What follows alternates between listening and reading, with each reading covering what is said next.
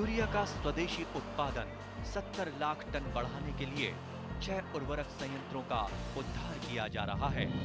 FCIL के गोरखपुर, सिंदरी, तलचर और रामागुंडम संयंत्र, HFCL की बरौनी इकाई और BVFCL की नामरू फोर्थ। सोने पर सुहागा ये है कि देश में अब बनेगा सिर्फ नीम लेपित यूरिया, क्योंकि इससे होगा किसानों का फायदा ही फायदा।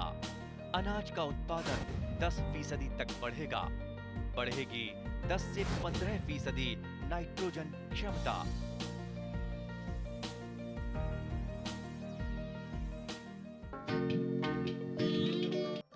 আমাৰ ৰাজ্যত গোপালন পৰম্পৰা বা জাতীয় জীৱনৰ অংগ হ'লেও বৰ্তমানে গোপালনৰ ৰেহৰূপ সলনি হৈছে। আজি গোপালন এক বৃত্তি, বহুতৰ বাবে জীৱিকাৰ পথ, আত্মসংস্থাপনৰ উপায় তথা গ্ৰাম্য উন্নয়নৰ আহিলা। এনে পৰিপ্ৰেক্ষিতত বহুসংখ্যক যুৱকে স্বনিয়োজিত হোৱাৰ মনেৰে বৰ্ণশংকৰ গাই গৰু পালন কৰিবলৈ লৈছে, যি এক আদৰণীয় বিষয়। এনে যুৱকক দুগ্ধ পাম খোলাৰ বাবে উৎসাহিত কৰিবলৈ প্ৰয়োজন আদৰ্শ দুগ্ধ পাম, কিয়নো আদৰ্শ দুগ্ধ পাম এখনে এনে উদ্যোগিক বিজ্ঞানসন্মত প্ৰয়োজনীয়তাক সঁচা অৰ্থত প্ৰতিফলিত কৰে। নলবাৰী জিলাৰ টিহু ৰাজচক্ৰৰ ১ নং নাথকুচি গাঁৱৰ শৈলেন গোস্বামী এজন আদৰ্শ উদ্যোগী। অভিযান্ত্ৰিক স্নাতক শৈলেন গোস্বামীয়ে বিজ্ঞানসন্মতভাৱে এখন গোপাম স্থাপন কৰিছে, যিখন পাম নলবাৰী জিলাৰ ভিতৰত লেখত ল'বলগীয়া। পামখনৰ নলাৰ সুব্যৱস্থা, বতাহৰ সুচলতা, গোহালিঘৰ উচ্চতা আদি সঠিকভাৱে কৰা হৈছে। পৰিষ্কাৰ পৰিচ্ছন্নতা বজাই ৰখা এই পামখনৰ গৰাকী শৈলেন গোস্বামীয়ে কয় এনেদৰে। অভিযান্ত্ৰিক স্নাতক হোৱাৰ পাছত আপুনি অইন কোনো বা সংস্থাৰ কথা বা অন্যান্য যিয়ে নহওক, আপুনি ডেইৰী ফাৰ্মখনৰ কথা আপোনাৰ মনলৈ কিয় আহিল? একচুৱেলি ডেইৰী ফাৰ্মখন মোৰ বহুত আগৰ পৰাই মই ইণ্টাৰেষ্টেড ডেইৰী ফাৰ্ম এখন কৰাৰ কাৰণে। তো ইণ্টাৰেষ্টেড এইকাৰণে যে মই একচুৱেলি আমাৰ যিবিলাক ইয়াতে ডেইৰী ফাৰ্ম আছে সিহঁতে মানে কি আৰু ডেভেলপ কৰিব পৰা নাই, কাৰণ প্ৰপাৰ কেনেকৈ কৰে ডেইৰী ফাৰ্মটো কেনেকৈ কৰিব লাগে সেইটো তাৰমানে সিহঁতে মানে হয়তো ইমান গুৰুত্ব দিয়া নাই। মানুহবিলাক মানে অলপ আনএডুকেটেড মানুহ, ফাইনেন্সিয়েলি চাউণ্ড নহয়। গতিকে মোৰ কথাটো হৈছে কি, মোৰ ফাৰ্মখন মই জাষ্ট কিছুমান এতিয়া ইয়াতে সৰু সুৰা যিবিলাক ফাৰ্ম আছে সিহঁতকো ডেভেলপ কৰাৰ কাৰণে একচুৱেলি মই ফাৰ্মখন দিছোঁ, আৰু সিহঁতক মই হেল্পো কৰি আছোঁ। আৰু কেনেকৈ মানে অৰ্গেনাইজ কৰি পেলাই এটা মানে গোটেইখিনি ফাৰ্মাৰ অৰ্গেনাইজ কৰি এটা সময়ত আমি ডেইৰী ফাৰ্মটো আমি অলপ বেলেগ এটা মানে হেৰি কৰিব খুজিছোঁ আৰু কমাৰ্চিয়েল মুভমেণ্টত আমি যাব খুজিছোঁ এটা। আপুনি কিমান চনত আৰম্ভ কৰিলে ফাৰ্মখন? মই একচুৱেলি জাষ্ট 1 বছৰ হৈ গ'ল। ক'ৰ পৰা গৰুবোৰ কেনেধৰণে আপুনি সংগ্ৰহ কৰিলে বা কেনেধৰণে আহিল? এতিয়া গৰুবিলাক মানে মোৰ যিবিলাক ওচৰৰ যিবিলাক মানে ফাৰ্মাৰ আছে সিহঁতৰ মানে গৰুৰ ওপৰত নলেজ আছে কিছুমানৰ, তেখেতসকলৰ লগত প্ৰথমতে গৈ বা এতিয়াও যাওঁ মই গৰুবিলাক আনিব গ'লে সিহঁতৰ লগত গৈ মই চাই লওঁ। এতিয়া বৰপেটা ৰোডত মানে মাৰ্কেট আছে গৰু, আমি মেইনলি বৰপেটা ৰোডৰ পৰাই আনিছোঁ, আৰু লোকেলিও 2-এটা কিনা আছে। তো চাই মেলি আমি গৰুবিলাক চাই মেলি আৰু কোনটো ভাল হ'ব পাৰে, কোনটো কেনেকুৱা হ'ব পাৰে, তেনেকুৱা ধৰণে মই মানে আৰম্ভটো কৰিছোঁ। আপোনাৰ এই যেতিয়া আপোনাৰ পামখন সম্পূৰ্ণ এখন বিজ্ঞানসন্মত পাম, যিটো গোহালি, তাৰ আপোনাৰ ড্ৰেইনেজ ছিষ্টেম বা খোৱা অৰ্থাৎ মেনজাৰ সম্পূৰ্ণ, বা আমি যিটো দেখিছোঁ যে বতাহ অহা যোৱা যিখিনি থাকিব লাগে উচ্চতা সম্পূৰ্ণ পোৱালি বেলেগকৈ ৰাখিছে, সম্পূৰ্ণভাৱে এখন মডেল ফাৰ্ম। এই মডেল ফাৰ্মখন কৰাৰ আগতে আপুনি বাৰু এই ধৰণৰ চিন্তাটো কেনেকৈ আহিল যে আমি এইটো ধৰণে যিটো সম্পূৰ্ণভাৱে কৰিলে? একচুৱেলি কি হয়, এইটো ফাৰ্মৰ এই যিটো মডেল ফাৰ্মটো কৰাৰ একচুৱেলি মেইন আমাৰ মানে গাইড দিছে আমাৰ যে ইয়াতে ভেটেৰিনেৰী ডক্টৰ আছে তপন মেধিয়ে মানে একচুৱেলি গাইড দিছে গোটেই ঘৰটোত যে তেখেতে কৈছে যে ইমান ওখ হ'ব লাগিব বা এনেকুৱা হ'ব লাগিব, আহল বহল হ'ব লাগিব, ড্ৰেইনেজ ছিষ্টেম। তেখেতে বহুত হেল্প কৰি আছে, তেখেতে গোটেই আইডিয়াবিলাক দি আছে মোক। আৰু একচুৱেলি মোৰো ইমান অভিজ্ঞতা নাই কিন্তু তেখেতৰ পৰা মানে মই শিকি আছোঁ। একচুৱেলি তেখেতে মোক শিকাই আছে, গতিকে তেনেকৈ আৰু আৰম্ভ কৰিছোঁ। আপোনাৰ কিমান প্ৰডাকশ্যন হৈ আছে? বৰ্তমান মোৰ 60-70 লিটাৰ পাৰ ডে। যেতিয়া আপোনাৰ প্ৰতিজনী গাই ক্ষীৰতী থাকে তেতিয়া উৎপাদন কিমান হয়? তেতিয়াতো মোটামুটি 100 ক্ৰছ। 100। এতিয়া এই গাখীৰখিনি আপুনি ক'ত কেনেধৰণে বিপণন কৰি আছে? এতিয়া গাখীৰৰ মানে একচুৱেলি আমি মাৰ্কেটত গাখীৰৰ যিটো ভেলু দাম যিটো এইটো একেবাৰে কম, মানে এইটো এটা প্ৰব্লেম আমাৰ। এতিয়া আমুলৰ যিটো আমাৰ আমুলৰ পৰা লয় ইয়াতে আছে, ইয়াতে চেণ্টাৰ, তো তাত আমি দিওঁ, তাত গাখীৰৰ দাম 35তকৈ তলতে আহি থাকে এনেকুৱা ধৰণৰ। আৰু প্লাছ কিছুমান ৰেষ্টুৰেণ্টতো দিওঁ, ৰেষ্টুৰেণ্টত মানে তাতে 40 ৰুপিজ দিয়ে, কিন্তু একচুৱেলি এইটো ছাফিচিয়েণ্ট নহয়, এইটো আমাৰ খৰচটো মেইনটেইন নহয় গৰুখিনি। যিহেতু আপুনি গাখীৰত পোৱা নাই, তেতিয়াহ'লে আপুনি পনীৰ বা ক্ৰীম বা তেনেধৰণৰ কথা, যিটো মানে ভেলু এডেড প্ৰডাক্টছৰ কথা ভাবিছেনে বাৰু? এইটোতো মোৰ চিন্তা চৰ্চাত আছে, কাৰণ জাষ্ট মই এইটো মানে জাষ্ট আৰম্ভ কৰিছোঁ, ইয়াৰ মানে এবছৰ হ'ল। গতিকে ফাৰ্ডাৰ মানে আমি এনেকুৱা ধৰণৰ এটা চিন্তা চৰ্চা আছে বাই প্ৰডাক্ট বনোৱাৰ। বাই প্ৰডাক্টবিলাক বনালে হয়তো আমাৰ কিছু পৰিমাণে আমাৰ মানে ইনকামটো আহিব, তেতিয়া হয়তো চলাই থাকিব পাৰিম আৰু গোটেইখিনি। নাবাৰ্ডৰ এটা স্কিম আছে যিটো মিল্ক পাৰ্লাৰ, হয়, গতিকে নাবাৰ্ডৰ সেই আঁচনিৰ সুবিধাও আপুনি গ্ৰহণ কৰিব পাৰে। হয় হয়, গতিকে নিশ্চয়। তেনেধৰণৰ নাবাৰ্ডৰ লগত যদি যোগাযোগ কৰে, হয়, নিশ্চয় আপুনি ঠিক আছে। বাৰু গোস্বামী, আপোনাক কওকচোন যে মই প্ৰথমতে দেখিছোঁ আপুনি মেট ব্যৱহাৰ কৰিছে। এই মেট যে ব্যৱহাৰ কৰিছে, মেটৰ পৰা আপুনি কি ধৰণে লাভৱান হোৱা বুলি অনুভৱ কৰে, বা আপুনি যদিও সম্পূৰ্ণকৈ কৰিব পৰা নাই? একচুৱেলি কি হয় ইয়াত, চিন্তাটো একচুৱেলি গৰুবিলাক মানে কি আপোনাৰ মাটিত ৰাখিব নোৱাৰি। মাটিত ৰাখিলে মানে কি, মাটিত ৰাখিলে ভাল, কিন্তু আমাৰ চাফা কৰাৰ কাৰণে বা এইবিলাক প্ৰব্লেম হয়, গতিকে এইটো ঢালাইটো কৰি দিব লগা হৈ যায়। ঢালাই কৰাৰ লগে লগে কি হয়, ইহঁতৰ মানে এই উঠোতে হেভি ৱেট আছেতো গৰুবিলাকৰ, গতিকে কি হয় আপোনাৰ এইবিলাকৰ আপোনাৰ ধৰক হাড়ৰ প্ৰব্লেম আহি যায় বা গাঁঠিৰ বিষ আহি যায়, খুৰাটো ক্ষয় যায়। গতিকে মেট দিলে কি হয় আপোনাৰ সেইবিলাকৰ পৰা মানে প্ৰটেকশ্যন হৈ যায়, প্ৰটেকশ্যন হৈ যায়। এইটো মাষ্টাইটিছ বা যিটো আমাৰ গাখীৰ অহাৰ ফলা ৰোগ, সেইটো কেনেকুৱা? সেইটো প্ৰথম অৱস্থাত মই যেতিয়া আনিছিলোঁ তেতিয়া অলপ মানে ঘনাই হৈছিলে এইটো, তেতিয়া মই ইমান মোৰ হেৰি কৰিব পৰা নাছিলোঁ।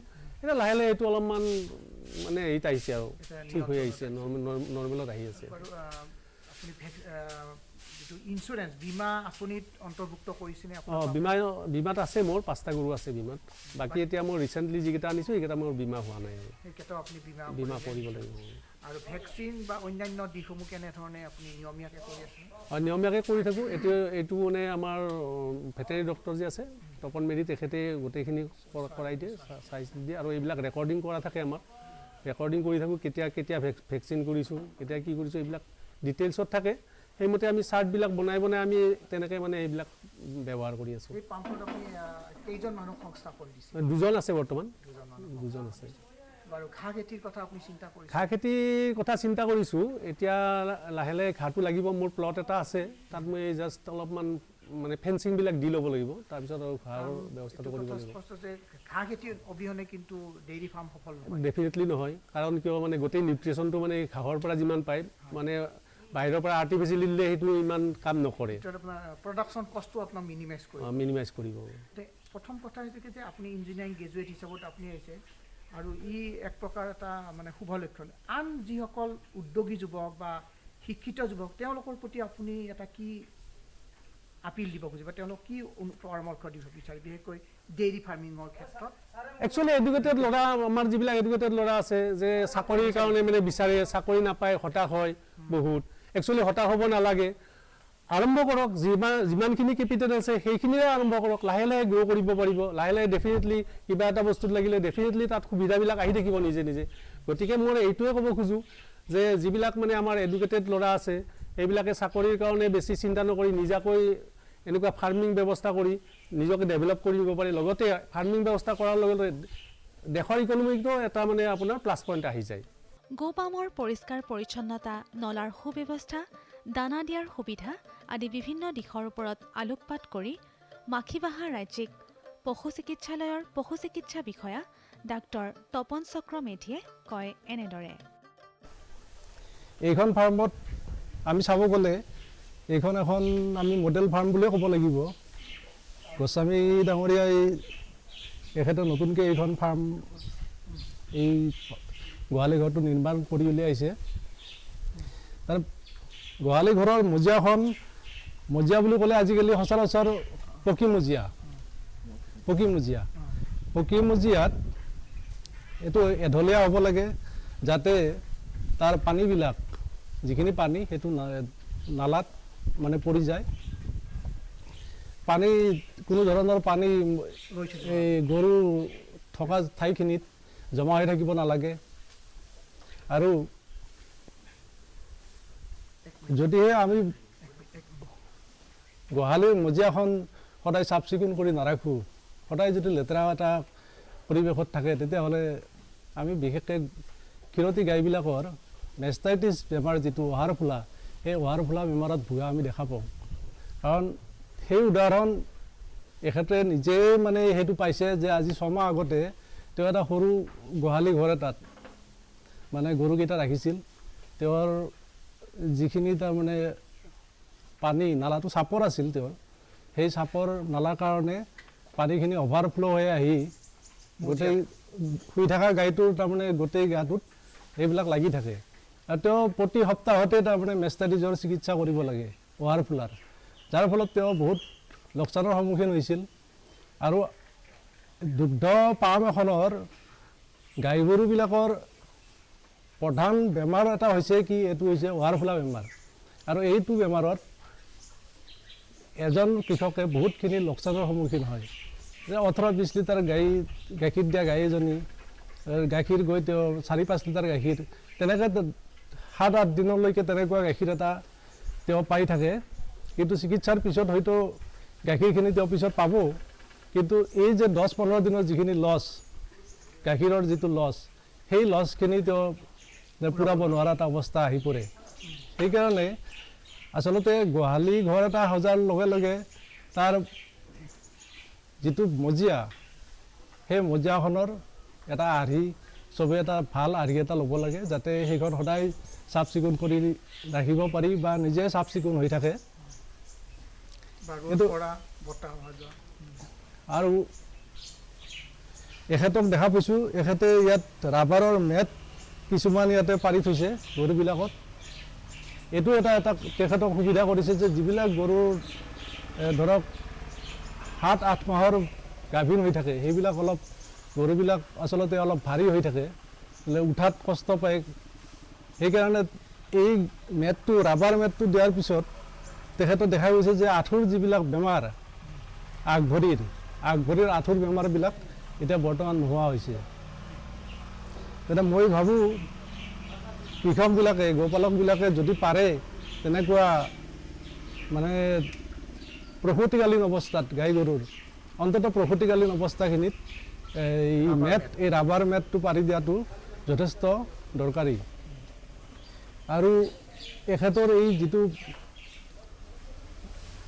মানে গোহালি ঘৰ এই গোহালি ঘৰটো আচলতে মই বিজ্ঞানসন্মত বুলিয়ে ক'ম কাৰণ এখেতে যথেষ্ট ওখ কৰি লৈছে আৰু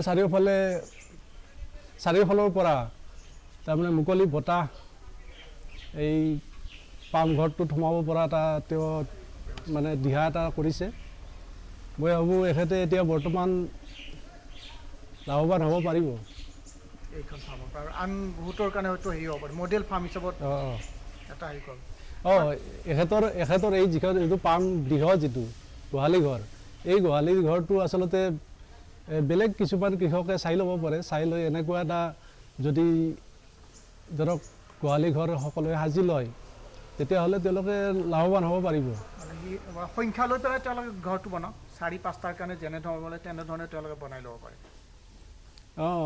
এতিয়া তেখেতৰ যিটো সংখ্যা আন কৃষকৰ কাৰণে সম্ভৱ নহ'লেও সৰুকৈ হ'লেও তেওঁলোকে তেনেকুৱা এখন বিজ্ঞানসন্মত পাম গৃহ এটা সাজি ল'ব লাগিব তেওঁলোকে নহ'লে নানান সমস্যাৰ সন্মুখীন হৈ থাকিব বেমাৰ আজাৰৰ সন্মুখীন হ'ব যাৰ ফলত তেওঁলোকে লাভৰ অলপ লোকচানৰ সন্মুখীন হ'ব বাৰু ডক্টৰ মেধি বিশেষকৈ গাখীৰ খীৰোৱাৰ ক্ষেত্ৰত আমাৰ ইয়াৰে যিজন কৰ্মচাৰীজনে কেনেধৰণৰ সাৱধানতা অৱলম্বন কৰা উচিত যিয়ে নেকি গাখীৰৰ বীজাণুমুক্ত হ'ব পাৰে আৰু আমি গৰুজনীকো আমি কিছু ইনফেকশ্যনৰ পৰা মুক্ত কৰিব পাৰোঁ এই ক্ষেত্ৰত আপুনি অকণমান আচলতে এই যিজন গোৱাল যিজনে গাখীৰ খীৰায় তেওঁ আচলতে হাত সদায় চাবোন বা ডিছইনফেক্টেণ্ট যিবিলাক আছে চাবোন পানীয়ে হওক বা পটাছ পানীয়ে হওক তেওঁ নিজৰ হাতখন আচলতে আগতে ধুই ল'ব লাগে। তাৰপিছত গাইজনীৰ হোৱাৰ তেওঁ ভালদৰে চাফা কৰি লৈ শুকান কাপোৰেৰে বা টাৱেলেৰে সেইটো মুচি ল'ব লাগে। মুচি লৈ এজনী গাই খীৰোৱাৰ পিছত যেতিয়া নেক্সট এজনী গাই খীৰাব যাব তেওঁ আৰু পুনৰ সেই একেই প্ৰচিডিউৰ তেওঁ ফ'ল' কৰিব লাগে। তাৰমানে তেওঁ পুনৰ হাত ধুব লাগিব আৰু সেই গাইজনীক ওহাৰখন আৰু পৰিষ্কাৰ কৰিব লাগিব। তেনেকৈ প্ৰতিটো গাই গৰু যেতিয়া খীৰায় তেওঁ তেনেকুৱাকৈ মানে প্ৰতিবাৰতে হাত ধুই লোৱাটো ভাল। কাৰণ এজনী গাইৰ কিবা বীজাণু আছে গাখীৰত, সেই বীজাণুটো আনজনী গাইত যাতে নাযায় তেনেকুৱা এটা মানে দিহা এটা ল'ব লাগে। তেওঁ আচলতে এইটো আমি দেখা যায় যিখিনি আমি পুৰণি কালত আমাৰ যিটো বৰদেউতা বা ককাহঁতে গাই দিছিল, গাখীৰ খীৰাইছিল, তেওঁলোকে গামোচা এখন মুখত বান্ধি লৈছিল। এতিয়া গামোচা নল'লেও আজিকালি বজাৰত মাস্ক পায়, মাস্ক এখন আচলতে পিন্ধি লোৱাটো চবতকৈ জৰুৰী কথা। কাৰণ তেওঁৰ নিজৰ নাকৰ বা মুখৰ পৰা যাতে কোনো ধৰণৰ বীজাণু গাখীৰত পৰিব নোৱাৰে, সেইকাৰণে তেনেকুৱা এটা প্ৰিকশ্যন ল'ব লাগে। প্ৰটিনৰ অভাৱত খীৰতী গাইৰ কেতিয়াবা দৈহিক ৰস নিঃসৰণ হৈ পানী জমা বান্ধে, যাক এডিমা বুলি কোৱা হয়।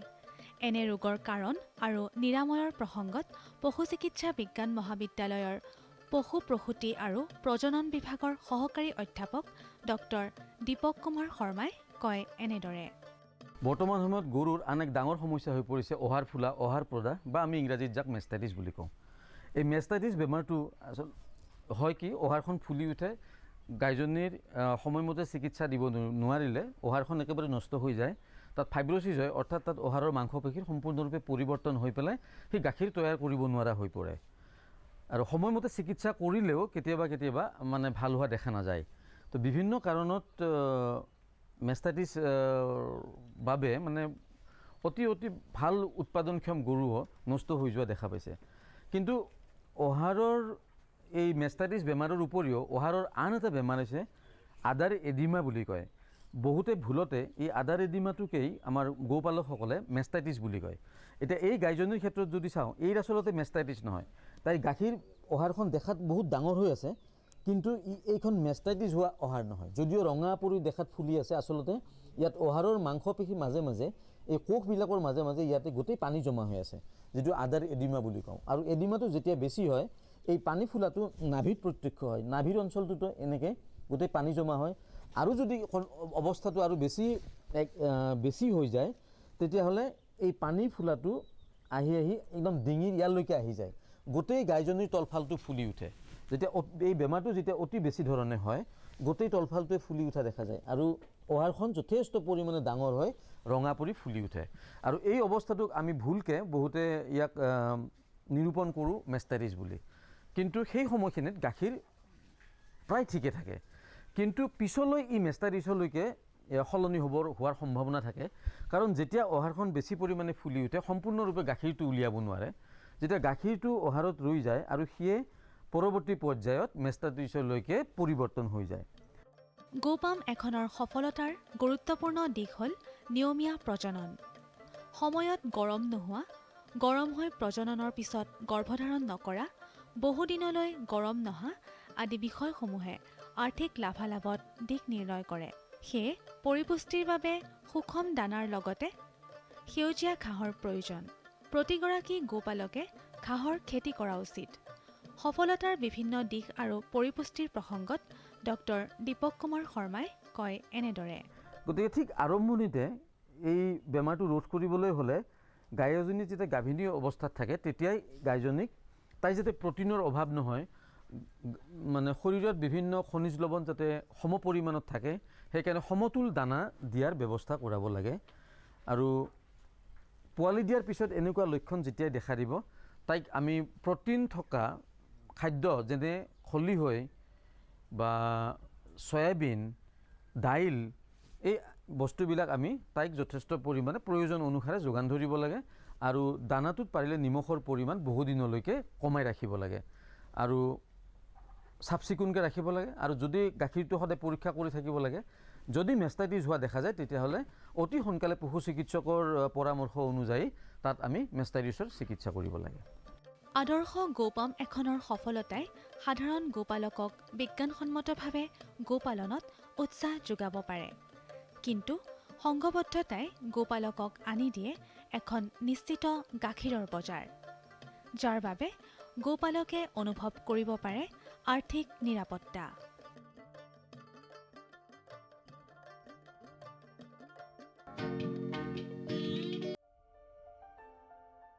ভাৰত চৰকাৰৰ প্ৰতিটো প্ৰয়াস কৃষকৰ প্ৰগতিত দি আছে এটা নতুন বিশ্বাস।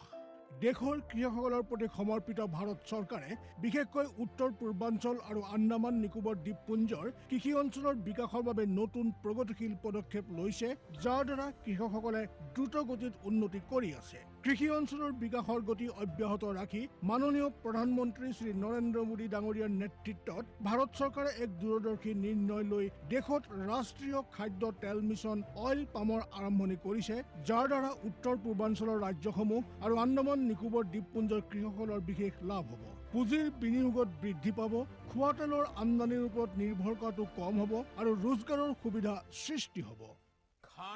খোৱা তেলত আত্মনিৰ্ভৰশীলতাৰ বাবে এতিয়া ৰাষ্ট্ৰীয় খাদ্য তেল মিছন অইল পামৰ সংকল্প লোৱা হৈছে। নৰ্থ ইষ্ট আৰু আন্দামান নিকোবৰ দ্বীপপুঞ্জ এনেকুৱা অঞ্চল য'ত সহজে পামৰ খেতি কৰিব পৰা যায়, পাম অইলৰ উৎপাদন হ'ব পাৰে। এই মিছনৰ অধীনত অইল পামৰ অঞ্চল আৰু উৎপাদন বঢ়োৱাত জোৰ দিয়াৰ বাবে চৰকাৰে 11,000 কোটি টকাৰো অধিক সাহায্য ৰাখি নিৰ্ধাৰিত কৰিছে।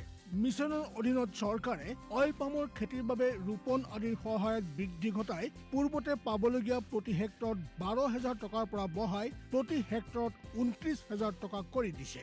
পুলি ৰোপণ সামগ্ৰীৰ অভাৱ দূৰ কৰাৰ বাবে বীজৰ উৎপাদন কৰাৰ বাবে বাগিচাকো সাহায্য প্ৰদান কৰা হ'ব, যাৰ অধীনত প্ৰতি হেক্টৰ ক্ষেত্ৰফলৰ অইল পামৰ উদ্যানৰ বাবে 1 কোটি আৰু নাৰ্চাৰী বিকাশৰ বাবে 50 লাখ টকাৰ ব্যৱস্থা আছে। 30 বছৰীয়া পুৰণা বাগিচাৰ পুনৰুদ্ধাৰৰ বাবে প্ৰতি পুলিত 250 টকাৰ এককালীন অনুদান দিয়া হ'ব। উত্তৰ পূৰ্বাঞ্চল আৰু আন্দামানৰ বিশেষ সাহায্যৰ অধীনত তাৰ অঞ্চলৰ গাঁথনি, জলবায়ু আৰু অন্য পৰিস্থিতি অনুসৰি বিভিন্ন দিশত যেনে হাফ মুন টেৰেছত প্ৰতি হেক্টৰত 4,000 টকা, জেওৰা, বায়'ফেন্সিং তথা লেণ্ড ক্লিয়াৰেন্সৰ বাবে প্ৰতি হেক্টৰত 7,000 টকা আৰু একত্ৰিত খেতিৰ বাবে প্ৰতি হেক্টৰত 10,000 টকাৰ ব্যৱস্থা আছে। প্ৰাৰম্ভিক 4 বছৰৰ সময়ত ৰক্ষণাবেক্ষণ আৰু অন্তৰ্ফচলৰ বাবে প্ৰতি হেক্টৰত 50,000 টকাৰ ব্যৱস্থা আছে। কৃষকৰ বাবে ৰোজগাৰৰ সুবিধা সৃষ্টি কৰা আৰু উদ্যোগসমূহক উদগনি জনোৱাৰ বাবে 5 মেট্ৰিক টন প্ৰতি ঘণ্টা ক্ষমতাযুক্ত নতুন পাম অইল মিছনৰ প্ৰতি গোটৰ বাবে 5 কোটি টকালৈকে অনুদানৰ ব্যৱস্থা আছে আৰু ক্ষমতাত বৃদ্ধি পালে অতিৰিক্ত ধনৰাশিৰো বিকল্প আছে। আমাৰ দৰে কৃষকৰ অইল পাম মিছনৰ পৰা বহুত আশা আছে। আমাৰ লাগিছে এই যোজনা আমাৰ বাবে লাভজনক হ'ব আৰু ইয়াৰ দ্বাৰা আমাৰ উপাৰ্জনো বাঢ়িব। অইল পামৰ কৃষকসকলে সতেজ ফলৰ থোক অৰ্থাৎ FFB উৎপাদন কৰে, যাৰ বৰ্তমান মূল্য আন্তঃৰাষ্ট্ৰীয় মূল্যত হোৱা উঠানামাৰ আধাৰত নিৰ্ণয় লোৱা হয়। প্ৰথমবাৰ কেন্দ্ৰীয় চৰকাৰে সতেজ ফলৰ থোকৰ মূল্যৰ বাবে কৃষকসকলক আশ্বাস দিছে। ইয়াক প্ৰকৃত মূল্য বা BP বুলি ক'ব পাৰি, অৰ্থাৎ কৃষকসকলৰ কোনো লোকচান হ'বলৈ দিয়া নহ'ব। এই ব্যৱস্থাৰ দ্বাৰা কৃষকসকলৰ বজাৰৰ মূল্য উঠানামাৰ পৰা সংৰক্ষণ প্ৰাপ্ত হ'ব। প্ৰকৃত মূল্য BP নিৰ্ধাৰণ কৰাৰ আৰম্ভণি 1 নৱেম্বৰৰ পৰা হ'ব আৰু অহা বৰ্ষৰ 31 অক্টোবৰলৈকে অব্যাহত থাকিব। ইয়াক অইল পাম বৰ্ষ বুলি কোৱা হ'ব। ইয়াৰ দ্বাৰা উত্তৰ পূৰ্বাঞ্চলৰ ৰাজ্যসমূহ আৰু আন্দামান নিকোবৰ দ্বীপপুঞ্জত খেতি বৰ ভাল হ'ব আৰু কৃষকসকলে আনন্দৰ হাঁহি মৰাৰ এটা নতুন কাৰণ পাব। किसान भाइयों गांठ बांध लो बहुत बहुत है काम की समृद्धि के पैगाम की। मिट्टी के मिजाज को समझो, मिट्टी के हर राज को समझो, मिट्टी की तुम जांच कराओ, मुफ्त सॉइल हेल्थ कार्ड ले जाओ। कभी मुनासिब बीज लगाओ, सही किस्म की खाद ले आओ, जितनी जरूरी उतनी डालो, सही मात्रा खुद पहचानो, इसको अपना मंत्र बना लो, मिट्टी की सेहत तो जानो।